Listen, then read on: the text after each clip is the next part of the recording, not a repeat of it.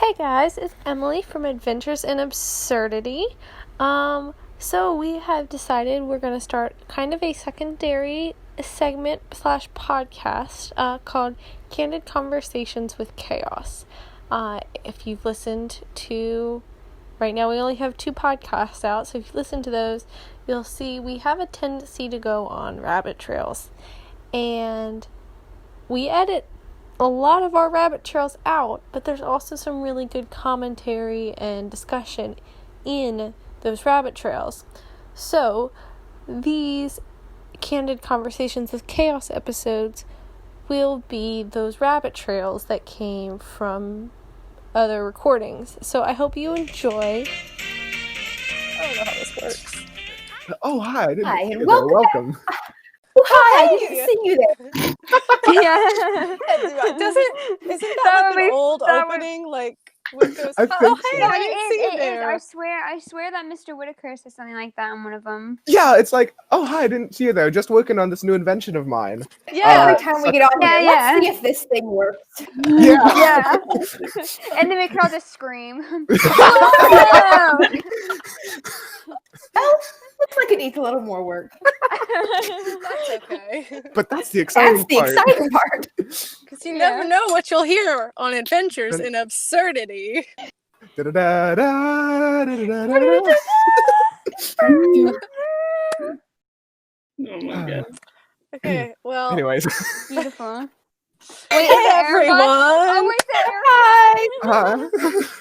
the Aerobot is actually recording us. I didn't realize that. The whole time. Abby.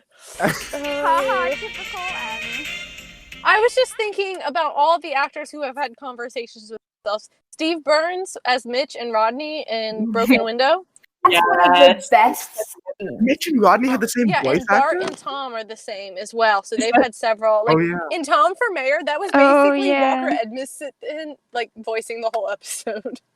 Yeah. To edit it that much, like he literally just switched back and forth the whole time. And they didn't edit the old episodes. They talk about how they would look like they wouldn't even rehearse. They'd just go through the script once or 2 or 3 times, and they'd have the whole episode. Like, and they wouldn't have to edit anything.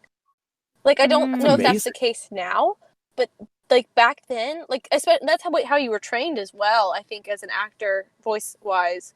But there were certain episodes. I think I remember reading about it in the guide. I think the Mortal Coil, they just let it go, and like it was a very emotional episode, obviously, and like that's what happened. He ad-libbed a lot of that too, didn't he? They're just like, just go in and talk like he's your best friend, and he just kind of. I didn't know that. That's really cool. Yeah. I could be wrong, but that's what I thought I saw. That Either way, he's just such an impressive actor. Mm-hmm.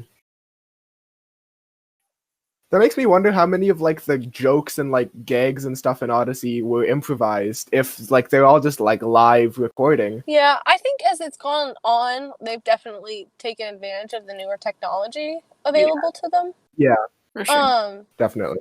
But yeah, I don't know how much they ad-lib and how much they don't. I've never really heard much about that. Yeah, there's some like behind the scenes. Being part of Odyssey back in the day must have been great. For real. I think it still would be pretty cool. I just like. Really, we have like two years left. The original crew. That's true. Which is sad. Yeah. Yeah. Katie Lee and Will Ryan, and everyone else is just kind of. Will Ryan isn't even technically original. Like Eugene didn't come. Did he come? I don't think he came until album 2. That's crazy. Yeah, he didn't come till quite a lot later. He was album 2 or 3. When he played another character before he played Eugene, though.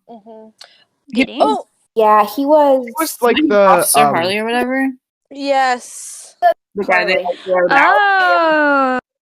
Oh, he got cut because he's also Harlow Doyle. It was Doyle. offensive to police officers.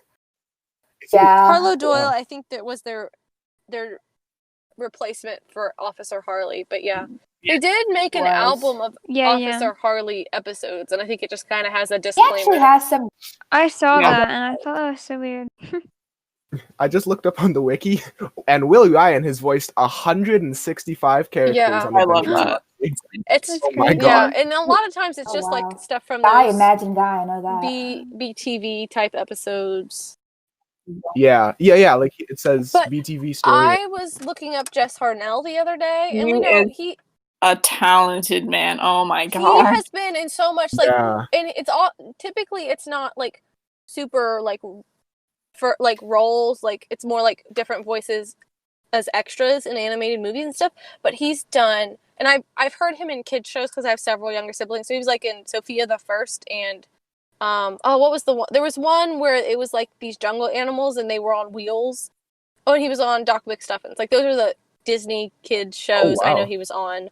But he's done voices for Up, Cars. Like just go on his Wikipedia page and it's ridiculous. Yeah, he's such a... Who are we talking about? I spaced Jess out. Harnell. Is it Jess Harnell? Yeah. Okay, that's what I thought. Even Super just hearing talented. him like switch between Wooten and like Captain Absolutely in a couple of episodes, you're like, well, dang, okay. Yes. Or how different his Was also in like he played half the characters in Mr. Peabody and Sherman. I did not know that. I do think I remember hearing him in that movie though. He played a lot of the historical characters. You know, I do like wonder how many more albums of Odyssey they'll put out. I know. Like, I feel like it's just getting about time for them to wrap it up. Like, as much as that makes me sad, like, it There's just... to the point where they have 3 more actors, and once those 3 actors are gone, it's not really Odyssey anymore. Yeah.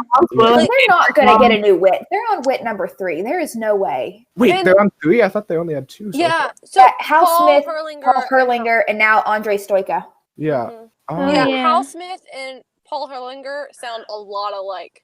Like if you Andre listen Stoika closely, does not. Oh no. Andre Stoika sounds more like Hal Smith than he does like Paul Herlinger. Though, like if you listen to him, like Hal Smith and Andre Stoika, you're like, oh, I kind of. of. Voice is just so much higher. Yeah, it's not deep enough. It's not like that grandfatherly. I have trouble sound. taking him seriously. I think Me too. Yes. He's a little too jolly for me. He sounds like Santa or something. Yes. Oh my goodness. Welcome to Wit's End. His voice got higher, and he got more shallow as a character. Oh, that's the tea. That is the tea.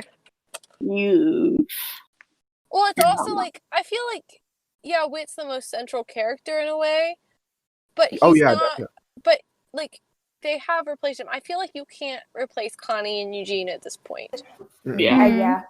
Not after having the same voice actor. No more him going off to Middle East. He's got to die this time. Yeah. You know what I mean? Yeah. That sounds horrible, but yeah. Well, and I made a post about this a long time ago, but my sister and I were talking, and she's older than me, so I'm from a large family, and we're span a large age range. But she's the one I got all my tapes from, and she was like, "I think they just need to kill Whit off," and I was like, "You know what? I don't disagree with that. I think at this point it could be some great character development for some people, and moving them into you could move Jason." You could move Jason into the Whit's role, and you could have that character development of now him that he's more mature moving. and not like he was last time. Yeah.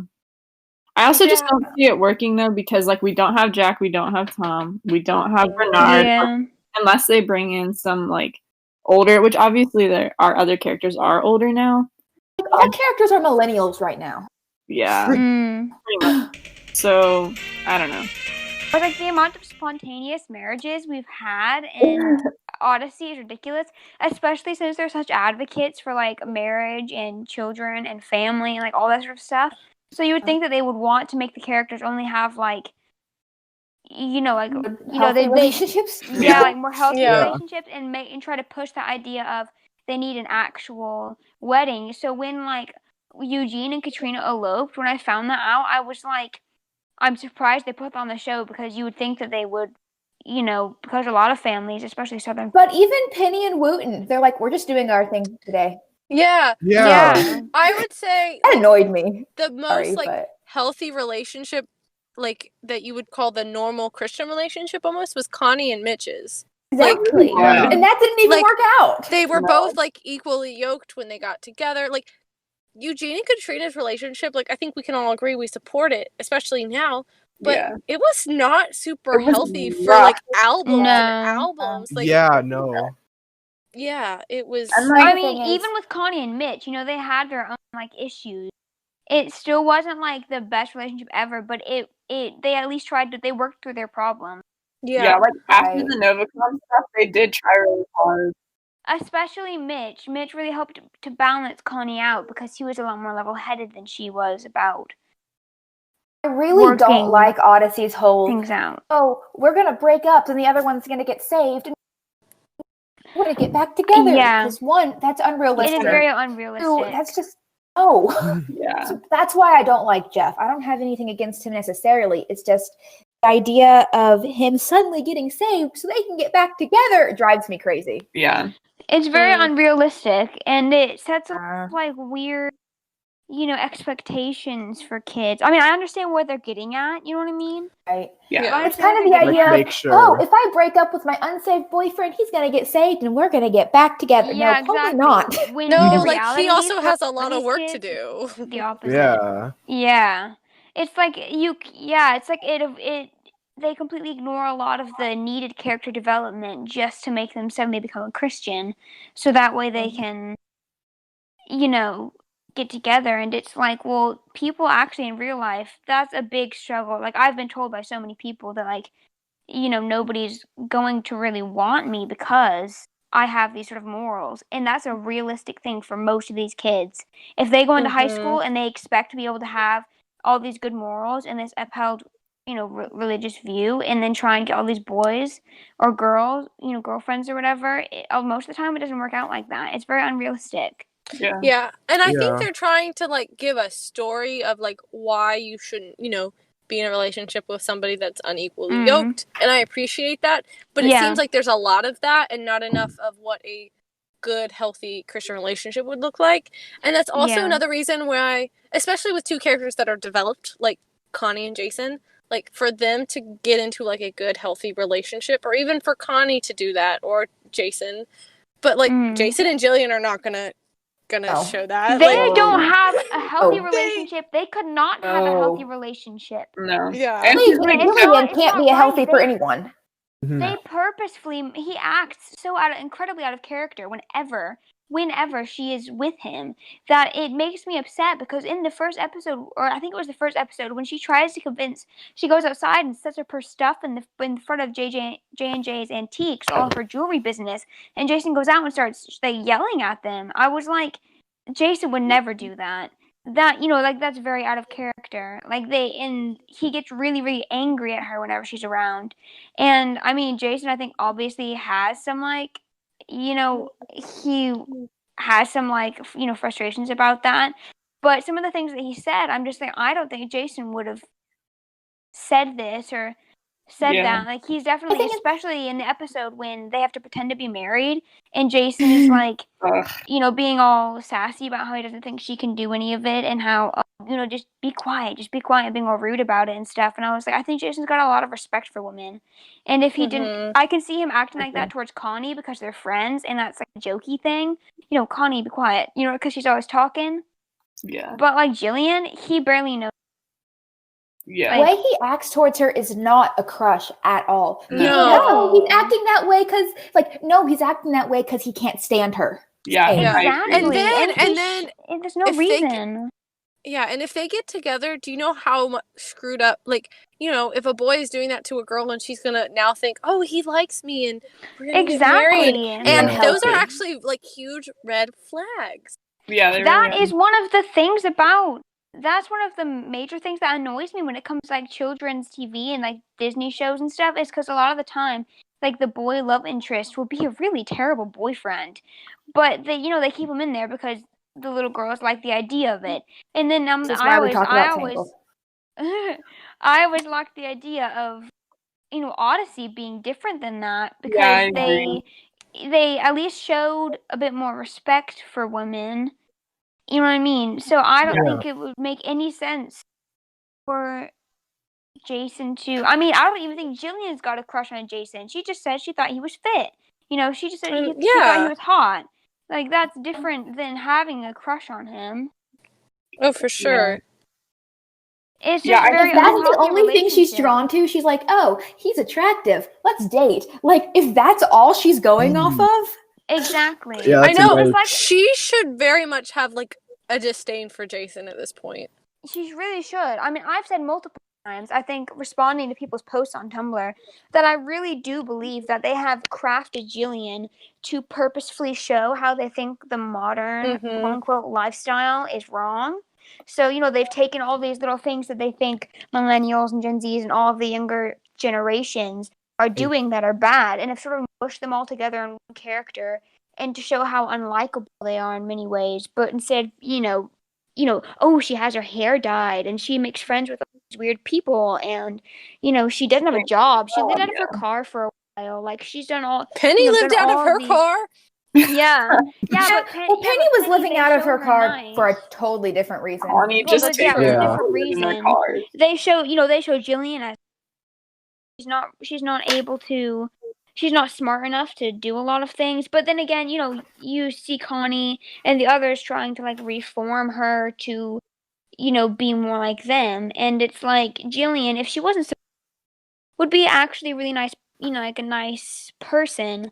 But it just seems like we don't need another character like that. You know what I mean? We've got Penny, who's silly and goofy, and she would dye her hair, and, you've got all these silly things. But, like, Jillian is obviously portrayed in a very negative lighting, and the main reason I think is because they're purposely trying to show that the sort of things that she does they think are wrong, which is one other reason why I think it's so confusing why they're trying to pair with Jason, because it's like Jason, it's like they tried to purposely turn her into like a problem character, and then tried to smush her with Jason, who was also considered like a more problem character at one point. He's really not. And yeah, at he's one not. point he was, but he's like, they use him as a way to, show the more harsher sides of things a lot of times.